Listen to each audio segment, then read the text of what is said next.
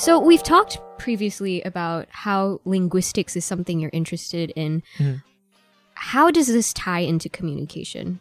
Right. I would say linguistics is more of something that comes as a side passion of liking communication a lot because they're related. And I wouldn't say I know very much about it. I'm newly passionate about it and I'd like to know more. Like, Singlish is really, really interesting. I don't get it. Like, okay, my friends constantly make fun of me for not being able to speak Singlish. So for those who don't know, Singlish is like, it's not really dialect. It's like Singaporean slang. I think it's known as a Creole English language. It's an English language adapted by the natives and incorporating different...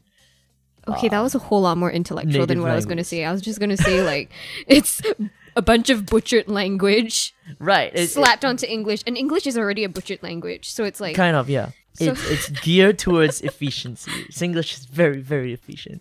Yeah, I've never heard so many creative words in my life. I mean, me too, in the army recently. Like, I've never Googled so many Hokkien phrases in my life. Some good and some not.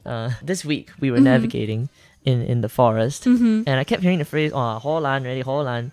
Then I'm like, what is Holland? So I went back and I Googled it, right? And it turns out it actually is a mispronunciation of Holland.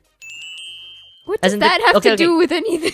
The country Holland, okay? Holland is a mispronunciation of the country Holland. And it means we're so lost, we could be in Holland. And you say this in one word? That's ridiculous to me. So that's why I love learning. But I've also language. realized English is just not a particularly efficient language.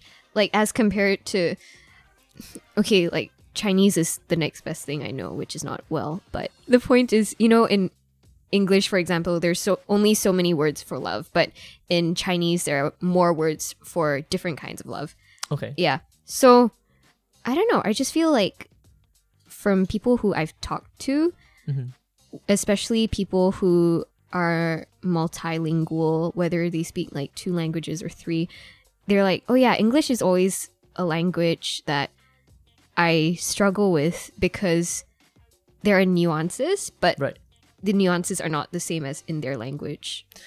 English is a bit all over the place because I think it's a very decentralized language. For example, you know, English borrows language from the Greek, from the Latin, and from all over the world as well. And yeah, it's constantly adding languages, and it's different from, let's say, French. French has an authority on French words, and they only accept certain words every year, I believe. Is And, it? You know, English is different. If you use it, it becomes a word. Like recently, what was that? Irregardless. Irregardless now means regardless because people used it that way. It's like try explaining that to a non-English Yeah, you native can't. speaker, Like, right? I remember I saw this meme. It was like, as a non-native English speaker, seeing the word yacht was incredibly challenging. I knew people who called it yetched, and I don't Yetched. blame them, really. I don't blame them. When I was young, I was taught phonetics. That's why I pronounce every syllable in the word Yeah, yetched. like English, here's the rule. Half of the time it applies, and the other half there's these things which you should know by experience. So I'm glad I grew up speaking English. That's why reading is so important. It is. And like having books read out aloud to you is very nice. It's like salmon versus salmon. I can't stand it I when don't people know say which salmon. one it is actually. I'm pretty sure the L is silent. Salmon? Salmon. There's a little L in there. But it's not like salmon. Salmon. Audience, you at home, why don't you look it up? How to pronounce salmon correctly? Salmon. Salmon. Salmon. Salmon. Salmon. Salmon. Salmon. Salmon. Salmon.